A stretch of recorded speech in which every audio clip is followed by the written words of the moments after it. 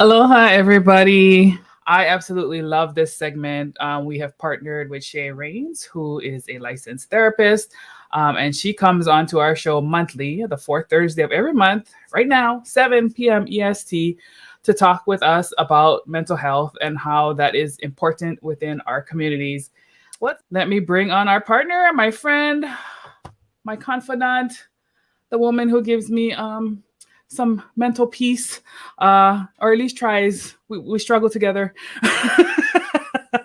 So I'm gonna bring her on. Let us welcome once again for the 12th time and our 1 year anniversary, Miss Shae Rains. Welcome, sis. Hey, wow. I had no idea.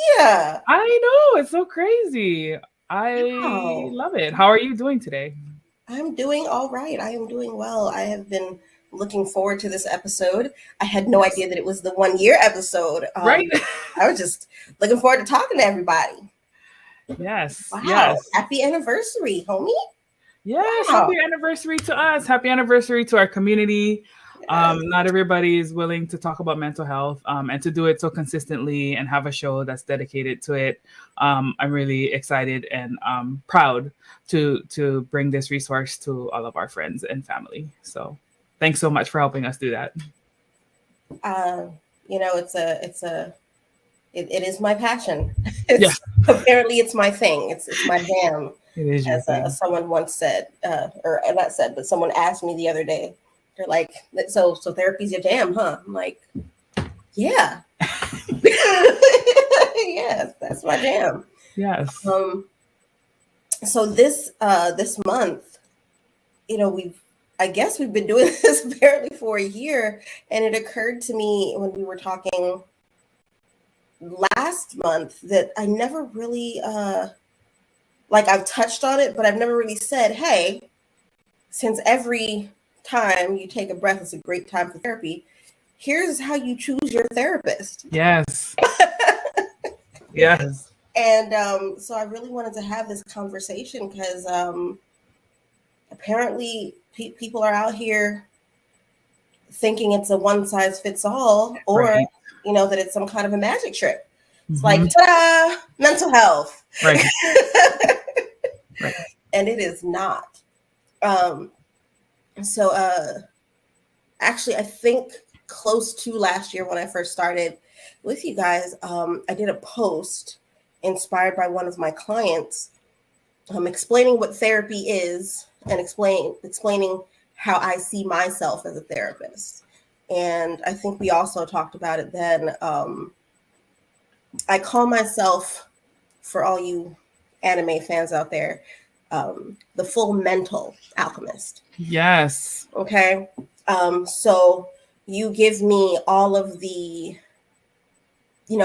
things, right? You give me the portions of yourself that you think you want me to work with. And then I give it back to you as something completely different. Mm-hmm. Mental alchemy, right? Yeah. Not magic. It is a science and an art form. Okay. The human mind is complex and experiences from one person to the next completely different. JD. You can always count on JD. Every month. You didn't get me this time though. Yeah. I'm sure the escorts are definitely out there trying to support your feelings. You already know this. But yeah, no. So number one, you want someone who you can talk to.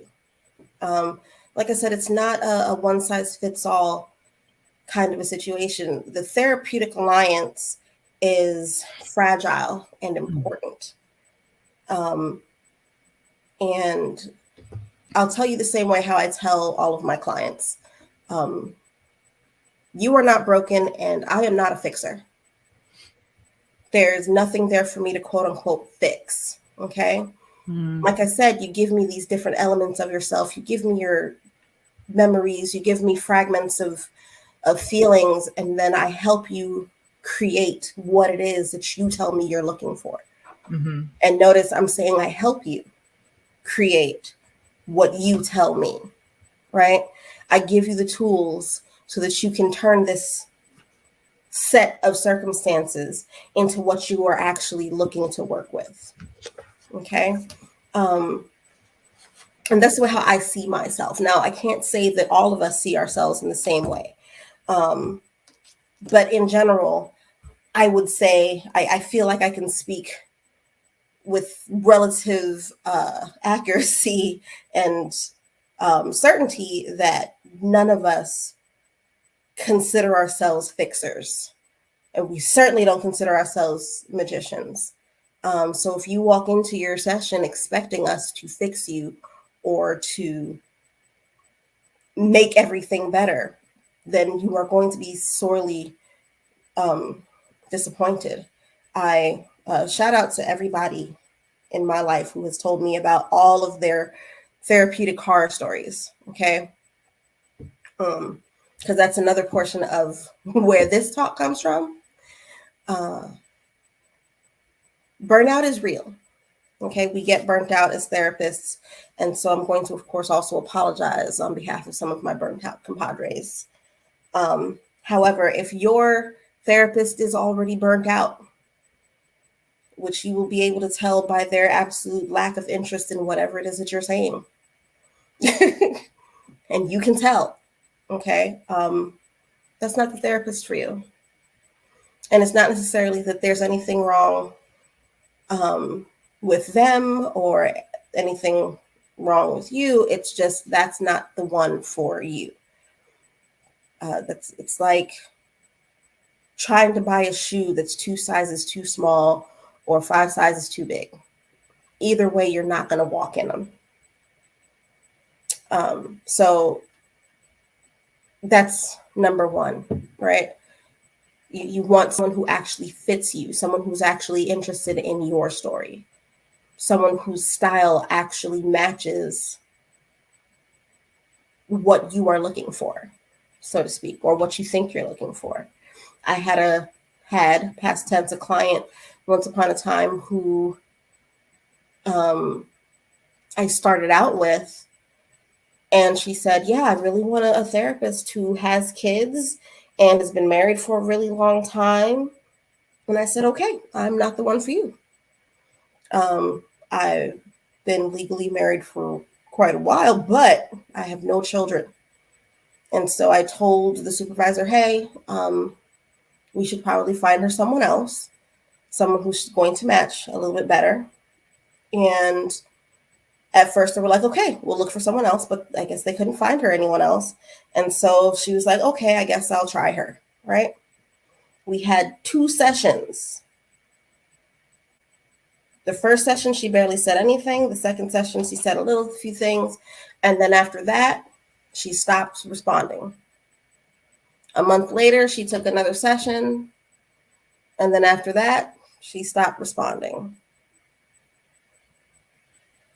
Because I didn't match. She had already made up in her mind that I wasn't going to be able to help her because I don't have children. Now, does it actually mean that there was no way for me to help her? No. But it doesn't matter if I think I can help her, if she doesn't think that I can help. It doesn't matter. So stand your ground, know what it is that you're looking for, know who it is that you feel like you'll be able to talk to about your stuff, and go for that. Your first session should kind of be like an interview, right? Yeah. They should tell you who they are, what their expectations are, and so forth. And you should be able to tell them what you're about and what your expectations are and what you're looking for. And if those things don't match up and the person you're sitting in front of doesn't seem to be interested in referring you to someone else, then refer yourself, aka fire that person. Because it's not going to work. Now, unless by the end of the session you feel like, okay, they don't check off all the boxes, but for some reason I'm comfortable, then yes, absolutely go with it. But make sure that in that interview section of your relationship, so to speak, of your alliance building, that it actually matches the kind of situation that you're looking for. Ask them about what their therapeutic style is, what treatment method they use, right? If they say, oh, I use a lot of positivity and homeopathic whatever and so forth and so on, and you're more of a hard science facts kind of person, those two things, that method and your natural state of being, aren't gonna mesh well. Or if you're the homeopathic, meditated out, deep breathing kind of person, and they're we're going to do CBT and so forth and so on, and very inflexible, then it's just not going to match. Not that CBT is all inflexible. CBT is actually very, very flexible. Cognitive behavioral therapy is one of the staples of good treatment. Just throw that out there. But how they deliver that, how the person chooses to deliver that is going to matter. The next thing that I definitely want to strongly suggest is so the therapeutic alliance or the relationship with your therapy is supposed to be a one-way exchange. Okay. Your therapist is not your friend. Your therapist should not be your friend. That's what you have friends for.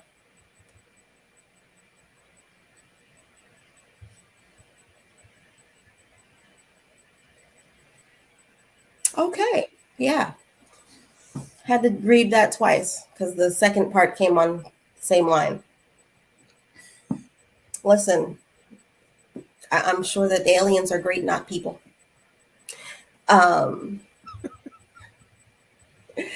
So I think it's important to understand that it's a one-way thing.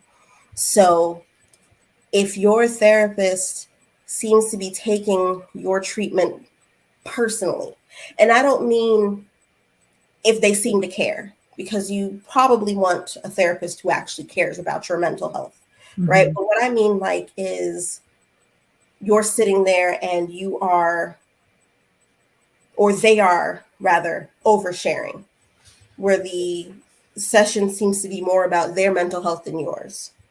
That is not the therapist for you. That might be a great friend for you. But that is not the right therapist for you. In my therapeutic alliances, I of course use some of my own personal stories to help make connections based on who that client is. So I'll share parts of my journey, for example, especially when it comes to my professional journey, as it affects my clients, like when I was moving here to Tennessee from Atlanta. And so I shared that part of the journey. But do I sit here and do I complain about, oh my God, work is so hard? Absolutely not. Do I talk about the commute? No. Do I talk about, I don't know, things that I would talk about with my friends? Not unless it actually has therapeutic value to them.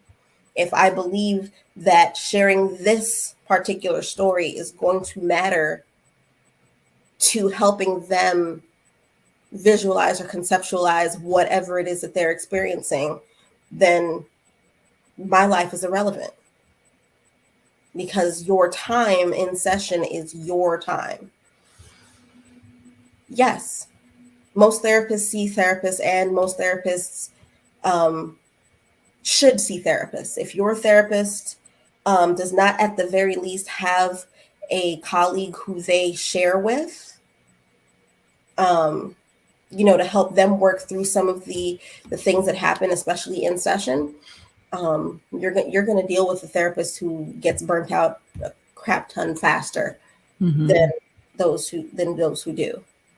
As a licensed therapist, on my end, I have to have what they call supervision. So I have to have someone who I speak with on a regular basis to, we'll say, unload,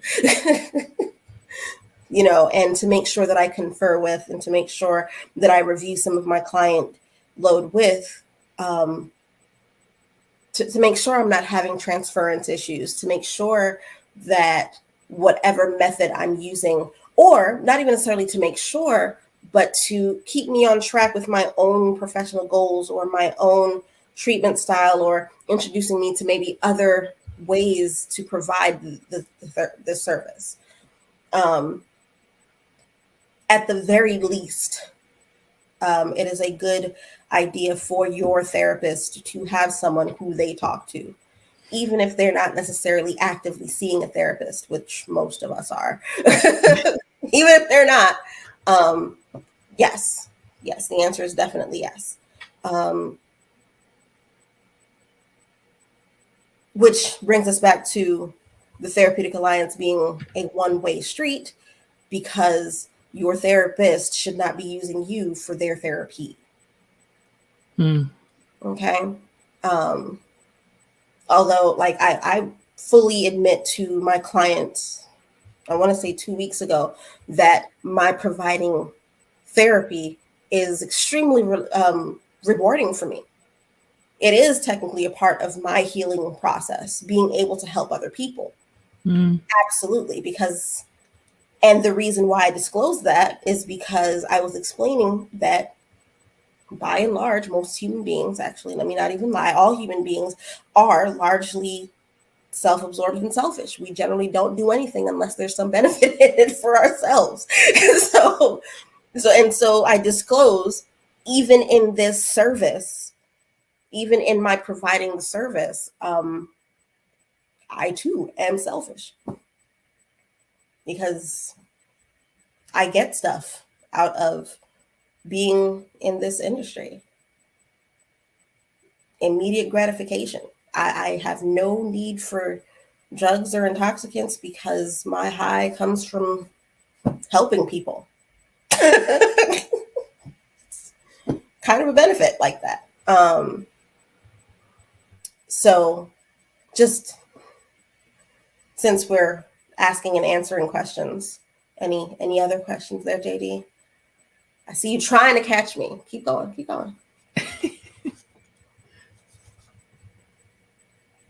The next point that I definitely also wanted to make was, if you feel the need to lie to your therapist, that is not the therapist for you. Whether it's a lie to save their feelings, or a lie because you're ashamed of whatever it is you did, or because you're embarrassed, or whatever the case may be, and you want to lie to the therapist who's supposed to be helping you cope with that, that's not the right therapist for you. You and your therapist should have the most open, honest relationship that you have ever had in anywhere in your life. So if you, and this I explained to one of my clients once, because they were having some issues telling me about the cocaine that they did. And so I was explaining, listen, if you were out last night and decided to snort 2 kilos of cocaine off of a hooker's ass crack, I want to hear about it. Let's talk about that. Because last time I checked, what you said was you don't enjoy that.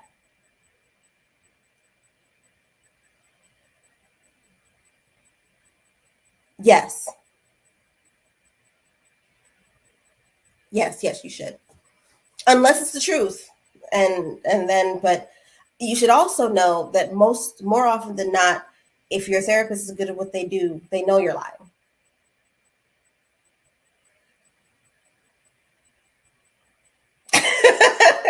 Right. It actually was a very funny story, but not one that I will share. But no, if your therapist is actually any good at what they do, they will know that you're lying. And depending on the situation, depending on where you are in your therapeutic alliance, your therapist may or may not call you on it. If it seems like, for example, the lie is because they are trying to protect themselves from something, we may say, okay, we'll revisit that idea. You know, it'll be maybe just something that they make a mental note of in terms of recognizing, okay, so this is a subject that they are not ready to share yet. You know, because you don't have to be willing and ready to share everything in your, you know, first or second or third session, because you're still building the alliance, right? But at the very least, move that a little bit. At the very least, you should feel comfortable enough with your therapist to say, I'm not ready to discuss that. And if you aren't sure that you're ready to discuss that, what actually often happens is, and I'll describe it, and you might recognize that even in your regular conversations that you do this, when you come across a subject or a topic that you're not necessarily comfortable talking with at that time, there'll be a long, quiet pause. And there'll be a moment where there's no eye contact. You'll either consciously look away, or you will subconsciously change the subject altogether. But there will always be that before you move on, because you are making that moment or taking that moment to decide and to check with yourself, whether subconsciously or consciously, if this is something that you are ready to talk about at that moment.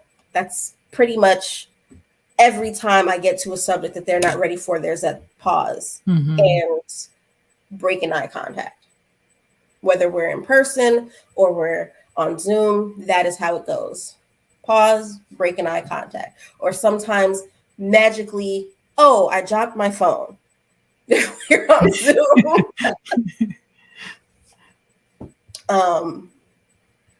Magically, there will be something else that just so happens to happen, and then we won't come back to the subject. And it's okay. It's you don't have to be comfortable talking about everything at every moment, but if you are in therapy or doing these sessions for the purpose of helping yourself, understand that lying isn't actually helping you. The only person that you're actually serving is the therapist's bank account. Because you're not technically even helping the therapist do their job. You're just letting the therapist get paid to spend that time while you spin your wheels. So at the very least, if you come to a subject that you're not comfortable being openly honest about, let it be known that's not something I'm comfortable with yet. That way, the therapist can also participate in changing the subject. If a therapist tries to force you to talk about something that you're not ready to talk about, that is also a red flag. Now, there's a caveat to this. There is a specific modality in therapy that kind of requires us to push you into having conversations that you think you're not ready to have. But even in that, it requires that we will have already built the therapeutic alliance so that we have the, we'll say, consent to push that.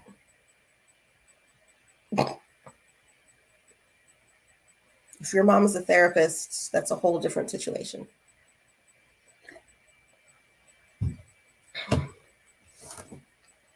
I think those are the major points.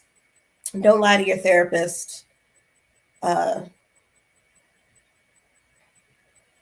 and choosing your therapist should be based on also what you need and not just what they need.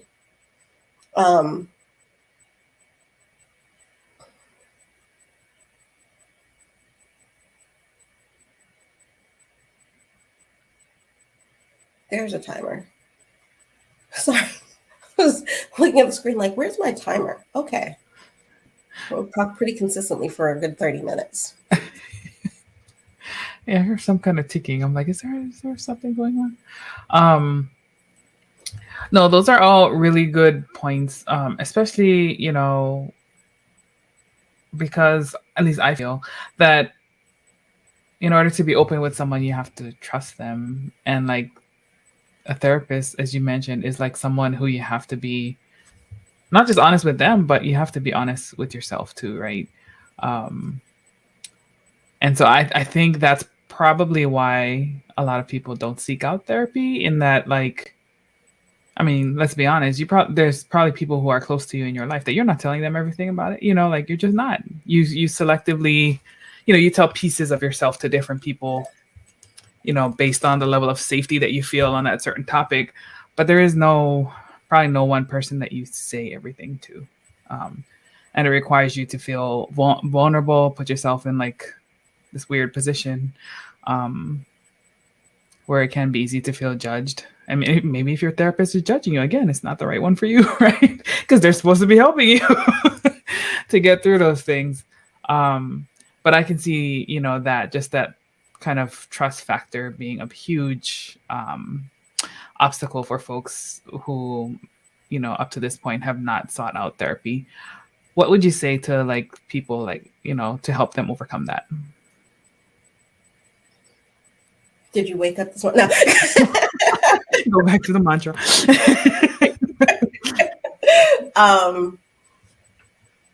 Actually, can I switch up your question a little bit? Yeah. You said for those who have not sought out therapy yet. I want to also specifically talk to those who have.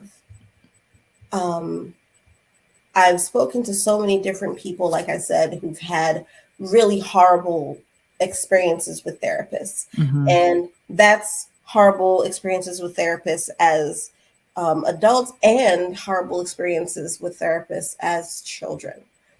A lot of people were forced to go see a therapist or a counselor of some sort when they were still kids.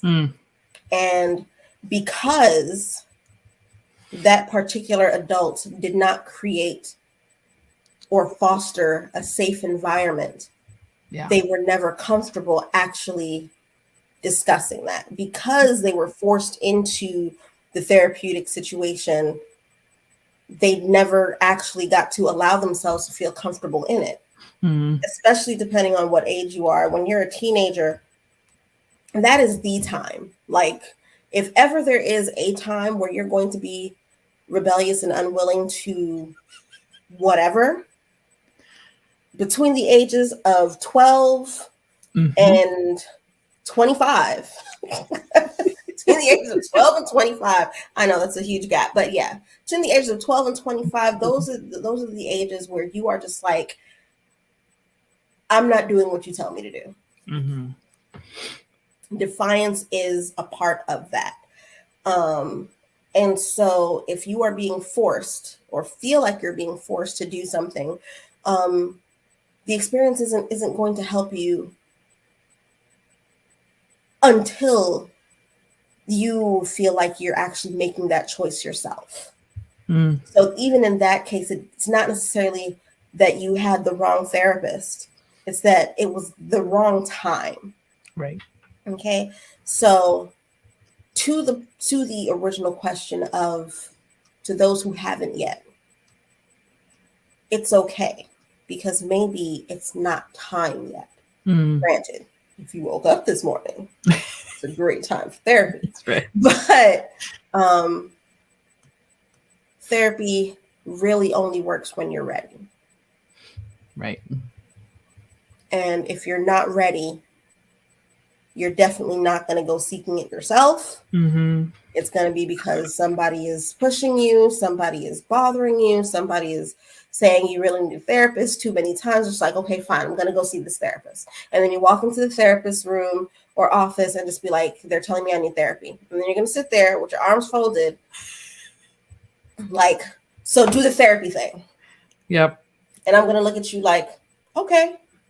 And I'm going to sit back with my arms folded. With all the walls up. And I'm going to lay my head back just like this. And say, we're going to share this space together.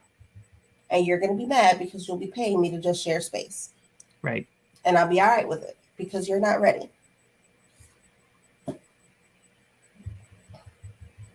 Yeah. But there are, of course, situations where someone else's strong suggestion or pushing and prodding leads you in the right direction. But it still has to be where you've made the decision that you are really ready for it, that you are making the choice. Yeah. So if you've been listening to this, we'll say that you're preparing to be ready. If you've been here for these last 12 episodes and you still haven't gone and gotten yourself a therapist, it's because you are preparing for readiness. That's right. And hopefully you'll get there. Yeah. And I hope for those who have been listening to us, talk about these things, that it's at least increasing your level of comfort and knowing that, like, you're not the only one out here who's probably having these thoughts or these worries or these questions, being a human is a complex reality. It's hard out there for humaning. Yeah.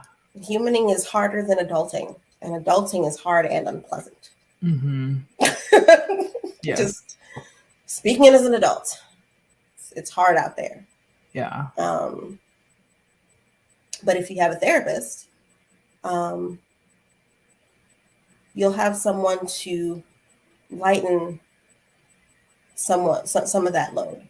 Mm-hmm. And if you have the right therapist, you'll have someone not just to lighten some of the load, but to actually help guide you towards the less hard paths. Or at least walk down the harder paths with you and be like, yo, don't trip over that rock right there. I guess we're going to climb up a mountain today. Oh, okay. Well, we should probably put on these mountain climbing boots. All right. We should have some water. We should have. Yeah, we should hydrate. Some rope. I find myself in that kind of a position sometimes with some of my clients, where it's just like, oh my God, this is so crazy. And I'm just like, oh, okay. So we're on the roller coaster. Okay. So make sure you put your seatbelt on. We're going to put this. Okay, cool. So we got the harness on. Cool. Did you eat first? Because I don't want to. I mean, I understand you might toss your cookies, but at least let's make sure that you toss your cookies that way and not this way. So make sure that you're turning that. Okay, great. We're following instructions. We're using our tools. Like, I'm gonna be on the roller coaster with you, and I'm not gonna worry about you being on the roller coaster because I've given you the tools to make sure that you can be on the roller coaster safely. I have a client in particular who is or has had several discussions and disagreements with people in their lives based on some of the decisions that they are making. And to a certain extent, before they started making these decisions, I gave them a set of rules. I'm like, listen, my personal rules, don't hurt yourself, don't hurt anybody else.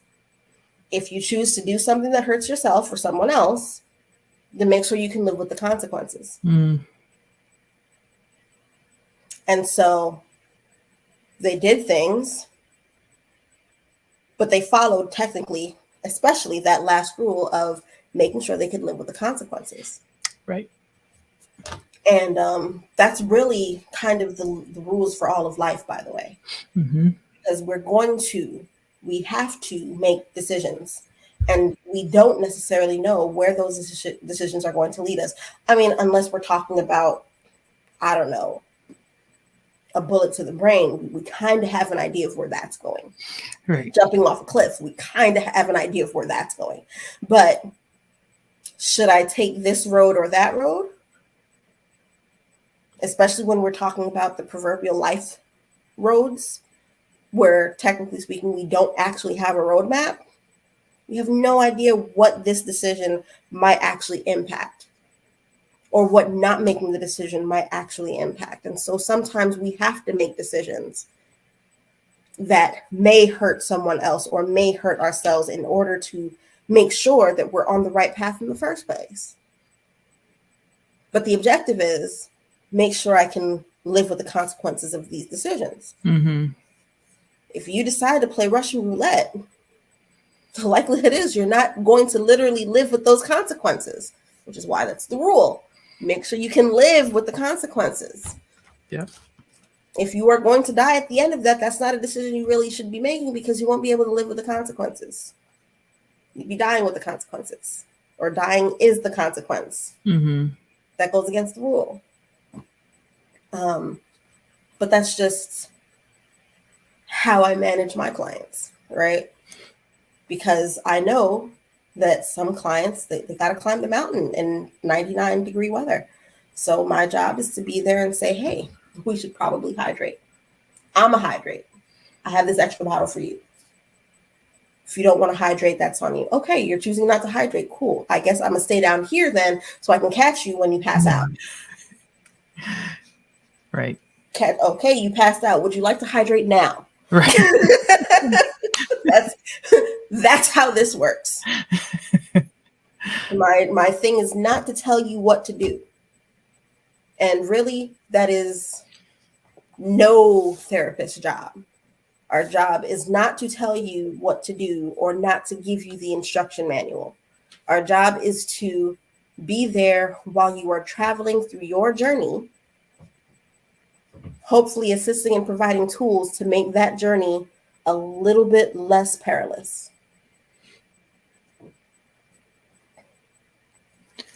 Yeah. That is what your therapist is supposed to be doing. If your therapist is telling you what to do, then that's your mom. Yeah, JD. See, full circle moment. That's right. That's right.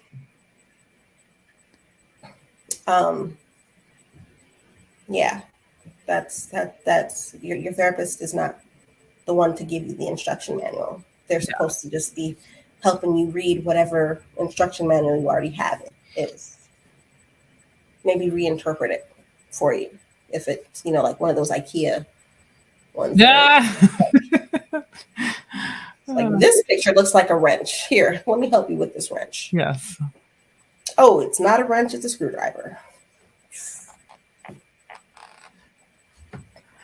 Yeah, I'm noticing some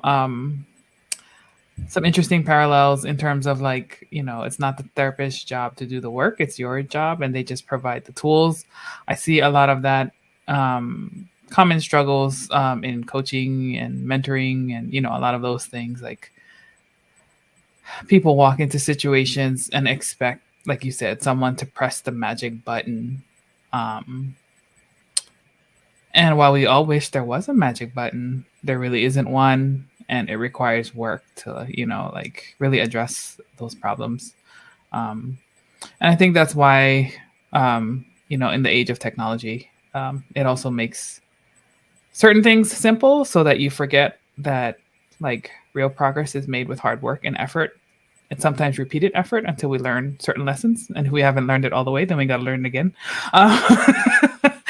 And so I think just a lot of it goes back to, your own accountability, your own commitment, motivation, drive, willingness to be a part of the process and to reach that resolution, whatever that it looks like for you, on a personal basis. And enjoy the ride. Yes. I think that's something we forget to do too. Enjoy the ride.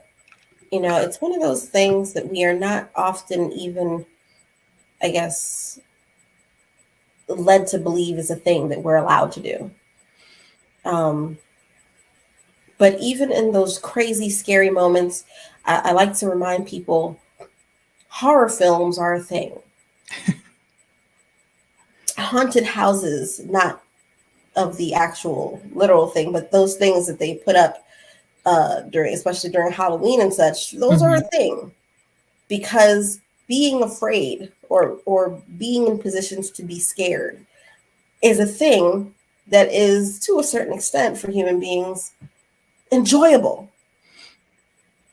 You know, going through life and playing Russian roulette can be a part of your enjoyment, although I really don't suggest it. But it can be a part of your enjoyment. You know, don't go out there playing Russian roulette because Shae said you're supposed to enjoy. Right. Great, don't do that, because that is not what Shae said. I'm saying that being afraid, doing the scary thing, taking chances, being unpredictable, these are things that are good and necessary elements of life. You know, if you are, and human beings are going to be mad I'm going to say this, but that's what I'm here for. So if you are supposedly in a committed relationship and feeling doubts about your committed relationship, and you've decided to step outside of your committed relationship just to see if you're really committed, you know what? Do that. As long as you can live with the consequences of your actions. Right. Because you might not actually know. You know, you might spend the rest of your life doubting this relationship. And the life in doubt or regret is not a life well lived. Now, if the reason why you're not sure about the relationship is because you actually haven't even bothered having the conversation with your significant other about you're questioning the relationship, perhaps you should start there. And if you're not ready to start there, get you a therapist. Talk about your feelings with your therapist. Help get your therapist to help you have that conversation with your significant other so that you can make a wise decision that doesn't involve hurting yourself or hurting someone else. See how that works? You have conversations that you can prepare for different parts of life that might do things, and therefore you can then make an educated decision about how to move forward that maybe doesn't result in, you know, a divorce or your spouse losing their mind and shooting you and the dog. Don't shoot the dog. The dog didn't do nothing. Yeah. Because Shae loves animals. But it's a reality of life out there that you don't want to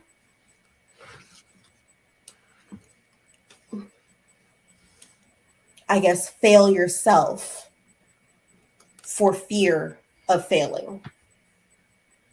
And if that is something that you're afraid of, perhaps taking this episode and going and talking to some people and doing some research and finding a therapist and interviewing a therapist and then having the conversation so that you can make it, that might be why you're here today. Just say it. You're here for a reason. But, you know, if you woke up this morning, fill in the blank. Because I'm biased like that. That's right. It's and there's so many different ways to do it. You know, if you are a not in-person kind of person, find a therapist who does remote stuff. There are so many different options nowadays. If you are a person who only wants to meet in person, find that because it's there. If you are a person who specifically only wants to talk to a middle-aged male with freckles, you can literally go on psychology.com and actually search for exactly what you're looking for, and they have pictures. You can shop for therapists the same way you would, I don't know, like a car. You want a red one that, has only been used for this many years? Type that into psychology.com. If you want female therapist who has had 6 years of training and is faith-based or not, and specializes in addiction counseling, literally type that into Google and your zip code, and you will get an entire list of different people who fit that, or organizations that can provide what you're looking for, with phone numbers. Yes. Help is available for sure. Phone numbers, price points, the list of insurances that they take. Everything would be right there on the psychology.com webpage. And it's free, by the way. Yeah, that's cool. So, I didn't know about that. Cool. And it's not just psychologists and psychiatrists. They also do, life coaching and whatever kind of mental health practitioner you're looking for. They have them listed on psychology.com. Nice. That's awesome. Alrighty. Let's see. Do we have any more questions from our audience who's listening in about therapy in general, about something that you've wondered about looking for a therapist, anything that we can help you guys with in this particular area? Since we are, celebrating a year, we've talked about so many different topics, and I'll just highlight some of them. We've talked about depression, grief, that pesky imposter syndrome, addiction and coping, narcissism 2 times. We did 2 rounds of that because that's a very nuanced topic. Hyper independence, having healthy conversations, the speed of trust, and of course tonight's topic, shopping for the right therapist. It's funny because I was talking with Dana earlier today. I was like, sis, remind me the background context for the show. I can't remember how we had it written up. And I was like, what is the background context again? And she was like, oh yeah, you remember Shae was talking about like how to choose a therapist. I said, oh, the way I was thinking about it in my mind is like retail therapy, like shopping as retail therapy. I was like, okay, I'm back on track. I've been away too long. Like, where are we going shopping today? Y'all. As one who has had a client who actually had an addiction to shopping, I do not necessarily encourage retail therapy as much anymore because it is like a gateway drug. So yeah. It can land you in other types of problems. Yeah, all kinds of problems. Also, divorce, by the way. Divorce and I've had a client whose addiction was buying newspapers because they just had to know. And they wouldn't throw them out. JB, actually, please shut up. But you can at least get your psychiatric medication on Amazon already. Right. Yeah. Amazon has that. Yeah, I wouldn't be surprised either. Amazon be doing all kinds of things. You can buy a whole house on Amazon. Did you know that?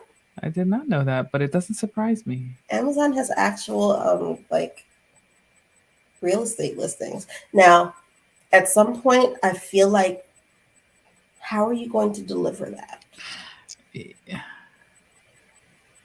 Anyway, I don't know how that works, but I've seen it. Yeah, I was confused. You can also do cars and stuff, but yeah, I've seen a listing for a house. I mean, I could see how they could have connections with like the things that you put into the house, like being able to design your own home, like, oh, Mm-hmm. like they have their Amazon influencers and they have all the things in the house and you can choose what you want, like kind of thing. But the entire house? I think I'm imagining because I saw it come up in the thing and then I just kept scrolling because I was looking for something specific. But I feel like it may have been one of those tiny houses. Oh, okay. I guess that would make sense. Like, you know how for those who don't know what a tiny house is, I don't mean like a figurine house. I mean it's Like a container usually home. like an actual house, but it's small, about the size of like a room, let's say, where everything it's a studio house instead of a studio apartment, basically. It's just Standalone. tiny. Yeah. Yeah. And so I imagine that might have been what that is. Maybe.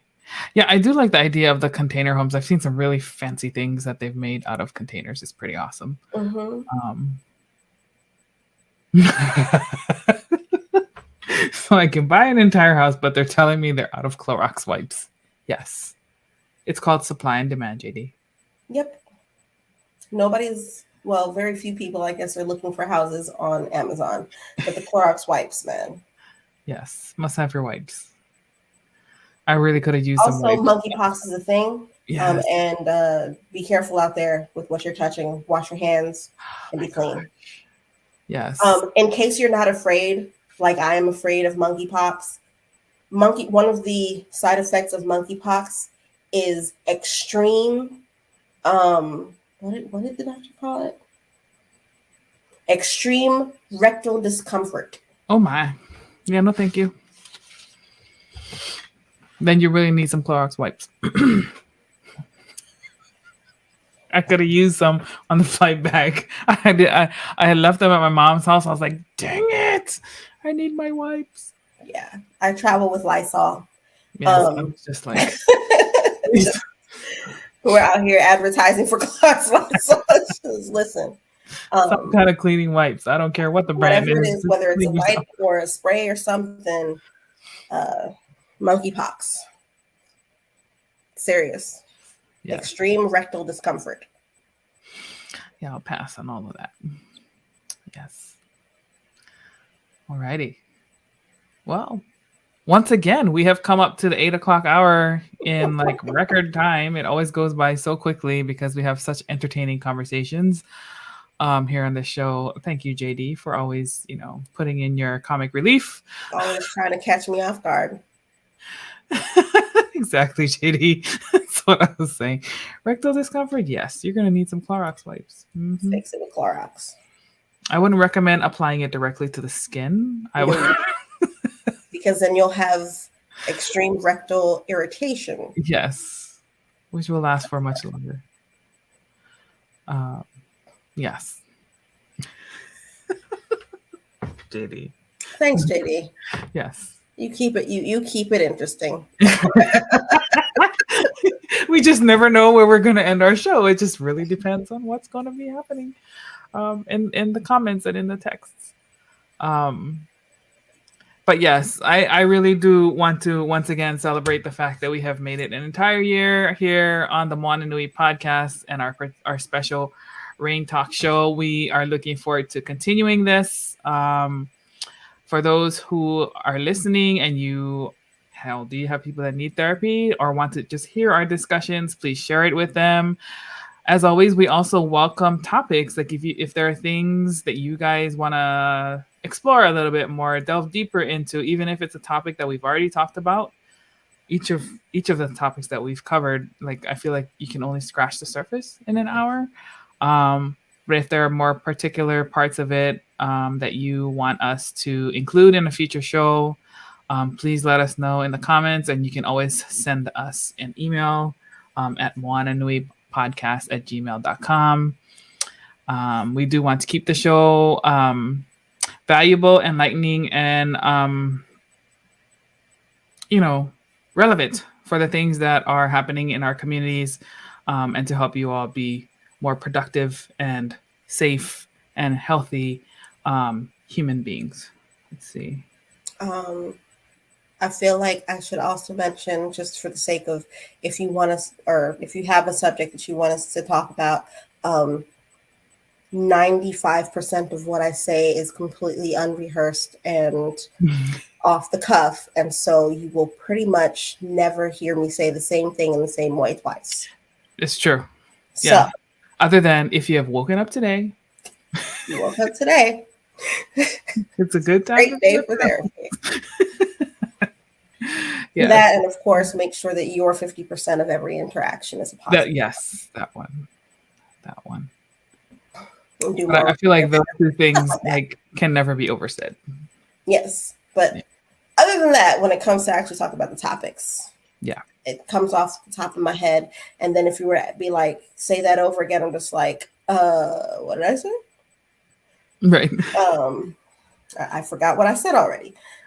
Ooh, maybe in the future we could pick some kind of movie and talk about mental health aspects within the movie.